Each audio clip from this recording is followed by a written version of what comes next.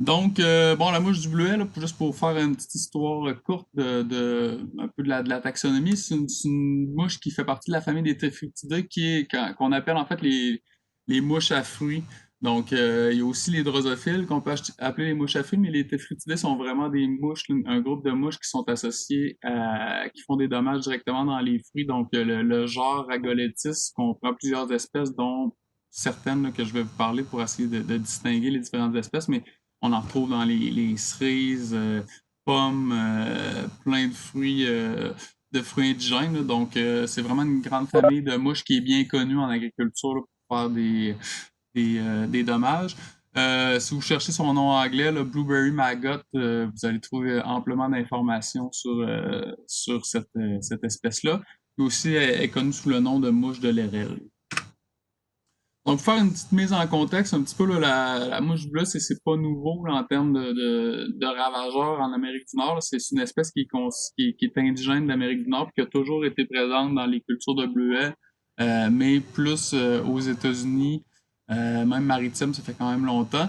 Mais ici, au Canada, ben, c'est considéré comme par l'Agence d'inspection des aliments, donc l'Agence canadienne d'inspection des aliments, la CIA, comme un organisme de quarantaine. Donc, qu'il y a des mesures législatives à prendre là, lorsqu'on détecte la mouche du bleuet sur un site qui était considéré comme non infesté. Puis le problème principal de cette mouche-là, c'est vraiment la présence de larves dans les fruits qui rendent les fruits non commercialisables. Puis vu que la larve, vous allez voir, elle a une assez bonne taille, elle est facilement détectable, là, donc c'est ça, elle passe pas inaperçue. Donc, si je vous présente les zones qui étaient réglementées en 2019 pour la mouche du bleuet, ce qui veut dire que toutes les zones en rouge et celles en rose qui sont à l'extérieur du Québec, donc comme vous voyez, toutes les maritimes, Ontario, c'était déjà des zones qui étaient réglementées. Puis ce que ça veut dire, c'est qu'on savait que la mouche était présente dans ces régions-là, donc qui sont soumis à différentes lois. Là, je vais pas m'embarquer là-dedans, mais qui sont que tout ce qui était bleuet qui passait par là devait avoir des certifications montrant qu'il était exempt de la mouche du bleuet et autres. Je suis pas un spécialiste dans tout ce qui est là, la législation autour de ça.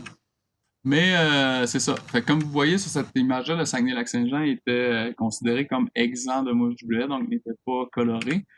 En 2019, c'est là que les premières mouches du bleuet ont été détectées par la CIA au Saguenay-Lac-Saint-Jean. Donc, la CIA faisait des suivis là, annuellement au Saguenay-Lac-Saint-Jean et dans d'autres régions qui n'étaient pas considérées comme infestées. Ils mettaient des pièges, puis ces pièges-là étaient relevés là, c'est ça, de façon, je pense, c'est hebdomadaire ou peut-être aux 2 semaines. Mais ils faisaient ça de façon, à chaque année, annuellement, ils reprenaient le dépistage, puis les sites changeaient d'une année à l'autre. Puis c'est en 2019 que les premiers spécimens ont été identifiés. Puis à ce moment-là, on s'est rendu compte qu'il y avait des captures qui étaient réparties là, quand même uniformément dans les MRC de Maria-Chapdelaine, puis parfois dans les MRC voisines. Puis ça, c'est pour mentionner aussi qu'il n'y en a pas été, il n'y en a aucune qui a été détectée sur la côte nord, dans Charlevoix ou en Abitibi-Témiscamingue. Puis aussi, aucune larve de détectée dans les fruits. Donc, ce qui a été trouvé, c'est vraiment des mouches sur des pièges collants. Puis ça ben, a amené là, récemment à un changement dans les lois pour la CIA. Donc maintenant, après, là, il y a eu des consultations avec le milieu, tout ça, l'industrie, le milieu, les intervenants.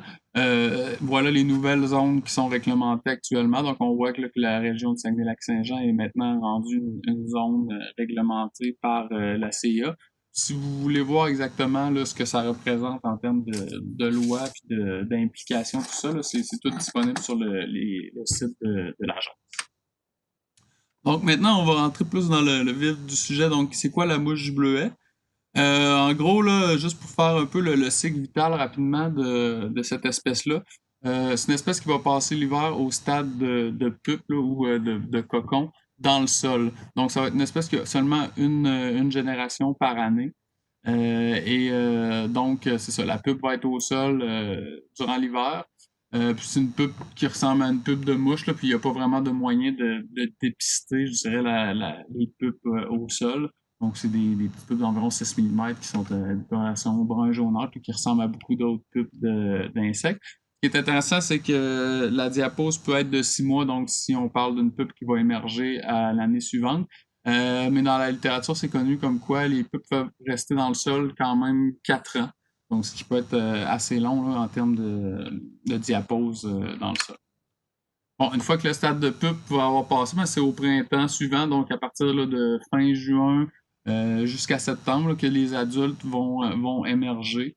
Là, je les décrirai pas beaucoup parce que je vais en parler plus tout à l'heure, mais c'est une mouche qui est quand même assez caractéristique de par le patron de coloration qu'elle a sur les ailes. Puis, c'est ça. Sinon, je vais en parler tout à l'heure. Donc, on peut dire que une des choses aussi qui est caractéristique, c'est qu'on va avoir des bandes blanches aussi au niveau de l'abdomen des spécimens. Maintenant, le stade le plus bon, là, j'ai passé le stade 9 parce qu'évidemment, les adultes, une fois qu'ils émergent, vont s'accoupler, vont trouver des sites de ponte le plus souvent le plus près possible. C'est pas une espèce qui va avoir tendance à être un grand voilier puis voler sur des distances. Si elle émerge puis il y a des fruits à proximité, ben ça va aller pondre le plus près possible. C'est une espèce qui est vraiment très spécifique au vaccinium, donc principalement le bleuet bleu corail, bleu nain. Elle peut se retrouver aussi dans quelques autres plantes, mais c'est vraiment minime. Là. C'est vraiment une espèce qui est associée directement au bleuet. Donc, les adultes vont aller pondre leurs œufs directement dans le fruit. Puis la larve, qui est une larve d'environ 8 mm à maturité, va se développer à l'intérieur du fruit. Ce qui la caractérise, ben, je dirais que la plupart des. Je vais en parler un petit peu, là, la comparer avec la drosophile à L-taché, par exemple, mais c'est une larve de diptère, donc les larves de mouche, là, ça se ressemble toutes un peu. Ce qu'on peut remarquer, c'est qu'on voit pas nécessairement de tête visible. Ce qu'on peut voir, c'est des fois les pièces buccales là, sur l'image à gauche. On voit que vers la gauche, on voit des petits morceaux noirs un peu au bout de la tête. Ça, c'est les pièces buccales, mais sinon, on verra jamais une tête là, bien formée. On verra jamais de pattes non plus. On le voit moins sur la photo de gauche, mais sur la photo de droite, on voit que c'est une espèce qui est comme qui va finir un petit peu plus en pointe. Donc la tête qui est à gauche finit en pointe, alors que le derrière va être un petit peu plus, je dirais, tronqué. Mais sinon, c'est ça, ça ressemble à pas mal toutes les plusieurs types de larves de mouche qu'on peut voir. Mais évidemment, dans les fruits du bleuet, il n'y en a pas tant que ça là, qu'on peut voir. On va en parler tout à l'heure. Bon, les symptômes, aussitôt qu'il y a une larve qui est pondue dans le fruit, on peut voir un petit trou au niveau du site de ponte, ce qui est quand même pas si évident que ça à voir. On va vite voir un peu si vous avez expérimenté un petit peu, si vous avez vu les présentations sur la drosophile à LTH2, si vous avez vu des fruits, mais c'est un peu la même chose. Le fruit va commencer à s'affaisser, va ramollir rapidement, va tomber au sol souvent. Donc, il y a des moyens de détecter les larves dans les fruits. Je ne rentrerai pas dans les détails, mais si, il y a un bulletin d'information qui a été publié le 14 mai qui est disponible sur AgriRéseau, donc le bulletin d'information bleu N1 numéro 2, qui porte sur la mouche du bleuet. Donc, il y a toutes les informations sur la mouche du bleuet. D'ailleurs, tout ce que je dis se retrouve pratiquement dans ça. Il y a moyen de faire des tests de sel ou de sucre là, pour voir si on a des fruits qui sont infestés. Donc, la méthode est assez simple, là. On peut examiner 1 litre de fruits à l'hectare environ. Donc, pour ce qui est de la marche à suivre, là, il y a vraiment une recette en termes de concentration de sucre ou de sel, puis comment mettre les fruits dans l'eau pour. Le principe est assez simple. Les larves qui vont être dans les fruits vont être un peu asphyxiées par l'eau et le sel ou le sucre, donc vont sortir du fruit, puis ils vont se mettre à flotter dans l'eau, puis ils vont être facilement détectables à ce moment-là. Pour ce qui est des piégeages des adultes, ce qui est utilisé, c'est un piège collant jaune avec de la marque Le Ferrocon avec c'est comme un attractif, je dirais, à l'acétate d'ammonium. Donc, c'est quelque chose qui est connu, qui est utilisé depuis longtemps. Puis c'est d'ailleurs ces pièges-là qui sont utilisés par l'agence pour la détection de la mouche du bleuet. Donc, c'est assez simple. Il faut simplement fixer le piège au-dessus de la culture, là, à environ 15-30 cm au-dessus des plants. Puis, normalement, on recommande à partir de la mi-juillet de mettre les pièges. Donc, tantôt dans le cycle de vie que je présentais tout à l'heure, on montrait que les adultes pouvaient émerger là, fin juin. Mais je dirais là, qu'au Saguenay-Lac-Saint-Jean, ce serait quand même assez surprenant que ça émerge aussitôt que ça, là. J'aurais tendance à. Je pense que mi-juillet, c'est quand même une date qui est réaliste là, pour l'émergence de la plupart des adultes là, qui vont commencer à ce moment-là. Puis tout dépendant l'objectif de notre dépistage, mais le relevé du piège peut varier. Donc, si on veut seulement savoir si on a une présence-absence sur le site, ce qui est le cas actuellement, je pense, pour ce qu'on veut faire au Saguenay-Lac-Saint-Jean, ben là, on va le relever aux semaines. C'est vraiment pour avoir une idée, est-ce qu'il y en a ou pas sur notre site. Si c'est en stratégie plus d'intervention, ben là, à ce moment-là, c'est des relevés qui sont recommandés là, avec une fréquence plus élevée de 2 à 3 fois par semaine.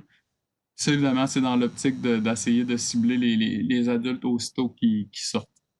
Donc, puis ça, c'est un autre tableau qu'on retrouve dans le bulletin d'information du N1, numéro 2, qui montre un peu la densité de pièges qu'on peut mettre là, selon les hectares qu'on veut couvrir. Donc, c'est ça, vous pouvez vous y référer pour cet aspect-là.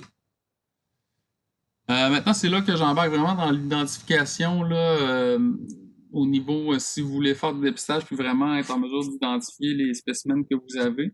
Donc, je commence par les larves. Euh, la larve de la mouche du bleuet est quand même assez difficile. Je dirais s'il n'y avait pas de drosophile à LTHT dans le portrait, ça serait facile parce qu'il n'y a pas beaucoup de larves qui peuvent se retrouver dans du bleuet, là, en tout cas des larves de mouche, dans des bleuets qui sont pas déjà en train de pourrir, là, dans des bleuets qui sont relativement sains. Mais là, avec la venue de la drosophile LTHT, c'est un petit peu plus compliqué. Une des choses qui peut aider, c'est que la drosophile LTHT, contrairement à la mouche du bleuet, va aller pondre plusieurs œufs dans un même fruit. Tandis que la mouche du bleuet, elle va vraiment pondre, c'est dans sa biologie, va pondre un œuf uniquement par fruit. Donc, il n'y aura jamais deux larves. Bon, je dis jamais, là, mais il y a toujours des exceptions pour montrer qu'on a tort, là, mais la plupart du temps, on va pondre seulement un œuf. Donc, vous ne devriez pas trouver de fruits avec deux larves de mouche du bleuet. Donc, déjà, s'il y a plusieurs larves dans un fruit, je dirais qu'il y a plus de chances que ça soit de la drosophile à LTHT. Puis la différence entre les deux, elle peut quand même bien se voir avec, si vous êtes équipé de loupes là, de terrain avec un grossissement. Je suis pas un expert des loupes de terrain, mais je pense que ça prend pas un si gros grossissement pour voir les critères que je vais vous parler. Le premier critère, c'est que la mouche du bleuet est, je pourrais dire, plus potelée, ou en tout cas chubby, c'est le mot que j'ai utilisé. Donc, elle va être vraiment plus, c'est ça, moins effilée, plus compacte un petit peu. Puis le fait qu'elle est plus chubby va faire qu'elle est moins translucide aussi. Que par exemple une larve de drosophile LPHT qui elle va être vraiment plus effilée va souvent paraître beaucoup plus translucide. Puis le fait qu'elle est plus translucide aussi, ça fait qu'on voit plus, on le voit bien sur la photo de droite, là, on voit plus les tubes respiratoires dans la larve. On voit plus aussi là, dans l'extrémité gauche de la larve de drosophile, on voit vraiment bien les pièces buccales de la larve. Donc ça peut vraiment être un bon critère. Celui-là, moi, que je trouve qui est le plus révélateur et le plus facile, parce que là, tout ce que je viens de vous dire là, c'est si on est en présence de larves matures. Mais si on tombe sur des larves qui viennent juste d'éclore de l'œuf, ils peuvent être plus petites et donc moins chubby, plus translucides. Ce qu'on va aller regarder, c'est vraiment les tubes respiratoires. Donc, je ne sais pas s'il y a un pointeur, mais par exemple, sur l'image de gauche, à l'extrémité gauche de la larve, on voit là, qu'il y a deux petits ronds brunâtres au bout de la larve. Donc ça, c'est les tubes respiratoires c'est le derrière des tubes respiratoires, si on veut, de la mouche du bleuet. Puis si on va sur la drosophile LTHT, à l'extrémité droite de la larve, on voit les tubes qui sont vraiment plus euh, projetés vers l'arrière, je dirais, qui sortent un peu plus de la larve. Donc c'est vraiment un critère. Je pense que j'ai d'autres photos, ouais, exactement. En fond là, on le voit comme de face pour la mouche du bleuet. Puis pour la drosophile LTHT, on voit là, qu'ils sont projetés vers l'arrière, puis sont vraiment plus présents est facile à voir chez la drosophile. Donc ça peut vraiment vous aider aussi. Puis encore une fois, on voit bien là, à quel point la drosophile à LTHT est vraiment translucide versus la mouche bleue. Je sais pas s'il y a des questions dans le chat, Pierre-Olivier, ça va? Non? OK. Euh, Maintenant, pour Non, l'identification, non, je l'ai pas vu. on n'a pas vu, Excuse. c'est bon. Ouais, pour ce qui est de l'identification des adultes, ben, c'est vraiment à ce stade-là là, que vous êtes plus susceptible de rencontrer, là, surtout si vous faites du dépistage, évidemment, avec des pièges jaunes, c'est ce stade-là qui va être ciblé.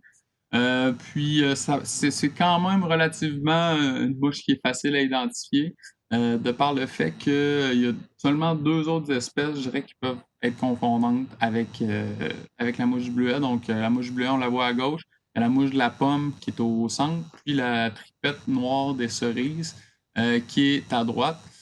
Puis, la première chose à considérer, c'est vraiment l'importance des autres qui sont aux alentours. Donc, la mouche de la pomme est vraiment une espèce totalement spécifique à la pomme. Donc, s'il n'y a pas de pommiers indigènes ou de vergers dans les environs, je vous dirais que les chances que vous voyez des mouches de la pomme sur vos pièges au Saguenay-Lac-Saint-Jean sont assez faibles. Pour ce qui est de la tripette noire des cerises, elle va se retrouver dans tout ce qui est les cerisiers, incluant les cerisiers, le cerisier de Pennsylvanie, tout ce qui est prunus. Donc, il y a beaucoup d'autres indigènes qui font partie de ce groupe-là. Donc, cette espèce-là est vraiment plus susceptible de se retrouver sur vos pièges. Donc, si on compare avec la mouche de la pomme, c'est vraiment celle qui ressemble le plus à la mouche du bleuet qui est le plus difficile à distinguer. Pour ce qui est de la coloration générale du corps, c'est vraiment là, on voit pratiquement aucune différence. Aussi, ils ont les deux le scutellum blanc. Le scutellum, là, ça me prend un pointeur, mais en tout cas, si on regarde la mouche bleue à gauche, juste derrière le thorax, qui est la partie centrale du corps, on voit comme un triangle blanc c'est ça, qui détonne un peu. Puis on voit la même chose chez la mouche de la pomme. Donc, encore là, ça, c'est pareil pour les deux espèces. Vous allez voir, il y a une différence avec l'autre espèce. C'est pour ça que j'axe sur ce point-là. Puis il y a aussi exactement le même patron sur les ailes. Donc, on voit là un patron qu'on dit en F. Donc, on voit vraiment qu'il y a la forme d'un F là, qui est sur les ailes. Bon, ici, c'est pour montrer vraiment le patron des ailes qui est pratiquement similaire, là. Il y a peut-être une pointe du F qui est un petit peu plus mince chez Pomonella, qui est la mouche de la pomme là à droite. Mais règle générale, sur un piège collant, c'est assez dur de faire la distinction. La distinction va vraiment être au niveau de la coloration de la face postérieure du fémur de la patte antérieure. Donc, mettons qu'on analyse ça un petit peu, là, c'est vraiment les pattes avant des spécimens. Si on regarde le fémur, qui est le fémur, c'est la partie qui est la plus proche du corps, je pourrais dire, ben, la face postérieure du fémur, donc si on imagine la mouche là, qui pose ses pattes par terre, ben, la portion du fémur qui va être vers l'arrière, c'est cette portion-là qu'il faut regarder. Puis ça, c'est quand même un peu difficile à voir, surtout sur des pièges collants. Là, ça peut demander de manipuler les spécimens. Euh, mais c'est la différence, c'est vraiment chez la mouche du bleuet, elle va être peut-être un petit peu enfumée, comme on dit. Donc, il peut avoir un petit peu de brun, mais elle est généralement vraiment un brun pâle. Tandis que chez la mouche de la pomme, à droite, on voit vraiment que le fémur est très foncé. Donc, c'est le critère qu'il faut aller voir pour distinguer ça. Sinon, l'autre critère, c'est les pièges génitales, mais là, ça commence à être un petit peu plus compliqué. Puis, pendant que j'y pense, puis pour pas l'oublier, si jamais vous avez des doutes, là, évidemment, le laboratoire est là pour vous appuyer dans vos identifications si vous voulez faire confirmer vos premiers spécimens ou si vous avez des doutes, j'invite pas pour faire appel à nous. Ah, bon, ben c'est ça. J'entourais les fameux. Maintenant, pour ce qui est de la tripette noire des cerises, c'est celle-là que vous êtes vraiment le plus susceptible de voir sur vos pièges. Puis c'est aussi celle-là là, dans les dépistages qu'on a vus dans l'année passée. C'est celle qu'on voyait le plus avec la mouche du bleuet. Donc, ça arrive souvent que sur un piège, il peut y avoir juste une tripette noire des cerises. Donc, si on s'arrête juste oui, ça ressemble vraiment à une mouche là, du groupe Ragoletis, donc avec un patron sur les ailes, puis elle a la coloration quand même qui ressemble. On peut se tromper. Euh, donc, une des choses, la première chose qui se voit quand même assez bien si le spécimen est bien placé sur un piège collant, c'est le scutellum. Donc, je vous disais que le triangle là, derrière le thorax chez la mouche bleuet était blanc. Chez la tripette noire des cerises, le scutellum est vraiment jaune. Puis il va être aussi la portion qui va être colorée pâle va être plus grande. Donc ça déjà, ça peut vraiment vous donner là, une bonne idée du fait que vous êtes peut-être en présence d'une tripette noire des cerises. Puis l'autre chose qu'il faut regarder, moi ça c'est j'entourais les scutellums, donc vous voyez c'est quoi qu'il faut regarder. Une des autres choses à regarder, c'est que comme je vous disais, la mouche du bleuet, bon, son tibia, ça veut pas son tibia, son fémur de la patte avant est pâle. Tandis que pour la tripette noire, là, le fémur est vraiment, là, tout est foncé, quasiment noir. Puis le critère que je trouve le plus facile à voir sur les pièges, si évidemment là, la mouche n'est pas trop engluée, ça va être sur le patron des ailes, on voit vraiment là, puis ça paraît super bien. Je vais vous montrer des photos sur des pièges collants. Il y a un trou. Donc le patron, on voit qu'il y a un patron de F, mais le F n'est pas tout à fait de la même façon. Puis surtout, là, on voit super bien là, qu'il y a comme un trou dans le patron qui est distinct. Puis on peut pas, là, si vous voyez un patron de coloration sur les ailes qui a cette forme-là, puis surtout qu'il y a un trou, vous pouvez automatiquement là, exclure le fait que c'est la mouche bleue. Donc ça ressemble un petit peu à ce qu'on peut voir sur un piège collant. Donc vous voyez que c'est un peu moins évident que quand on voit des belles photos. Puis souvent, c'est ça, les spécimens sont englués. Il peut aussi avoir des saletés qui se collent s'il y a eu des forts vents. Donc, ça peut être un petit peu touché. Mais souvent, ce qu'on va détecter rapidement sur un piège collant, c'est vraiment une mouche qui a des ailes avec un patron de coloration qui est un peu bizarre. C'est vraiment sur ces spécimens-là qu'on va axer. Donc ici, je ne sais pas si vous le voyez, mais même sur l'image de gauche, on voit là déjà d'entrée de jeu qu'il y a comme le point blanc, ou ben, en fait c'est un point transparent dans le patron de coloration des ailes. Donc c'est ici on sera en présence d'une tripette noire des cerises, là, puis c'est des pièges qui avaient été récoltés au Saguenay-Lac-Saint-Jean l'an dernier. Oui, Euh, Jean-Philippe. oui, On aura une question sur le chat. oui. C'est Sophia Boivin qui demande est-ce que la tripette émerge plus tôt en saison? L'an dernier, on a commencé à dépister des tripettes environ 2 semaines avant la mouche du bleuet. Euh, c'est une bonne question. Je sais pas. Faudrait que je vérifie, mais je pourrais vous revenir avec la réponse. Ça. C'est une bonne question. Fait que je sais pas. Mais aussi, on peut penser que la tripette des cerises est plus établie en région aussi. Ça peut nous donner des captures plus hâtives. Effectivement, mais je vais regarder. C'est une bonne. Je vous enverrai ça par courriel. Et Euh, Ici, on voit un autre spécimen là, sur des pièges collants. Puis évidemment, vous voyez que sur les pièges collants, on ramasse pas juste la, la mouche bleuet ou autre. D'entrée de jeu, on voit vraiment bien sur ce spécimen-là le scutellum qui est blanc, qui est vraiment blanc, là, blanc, versus la pipette qui peut être, ben, pas qui peut être, qui est jaunâtre.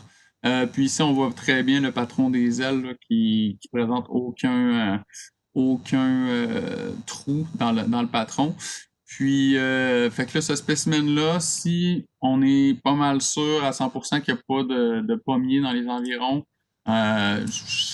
puis qu'on est dans une bleuetière, évidemment, j'aurais tendance à dire allez-y pour faites confiance puis dites que c'est de la mouche bleuet, mais sinon vous pouvez aller voir le fémur de la patte antérieure, puis sur ce spécimen-là, ça tombe bien, on le voit quand même bien, puis on voit qu'il est vraiment jaunâtre versus qu'il n'y a pas le fémur là, de la patte antérieure qui est foncé. Donc ça, c'est sans aucun doute une mouche du bleuet.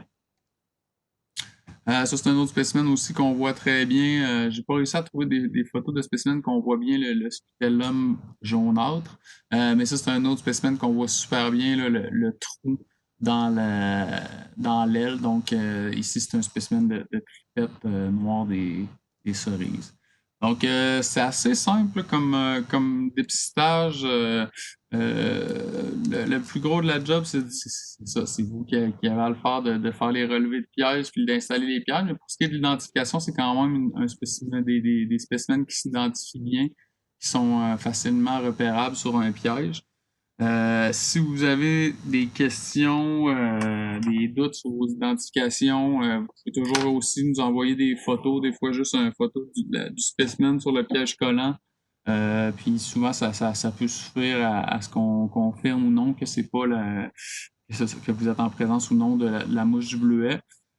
Puis sinon, aussi, vous pouvez toujours nous envoyer des spécimens là, au lab avec la mention RAP mouche du bleuet, puis ça va être des échantillons là, qu'on va traiter puis qui seront pas tarifés.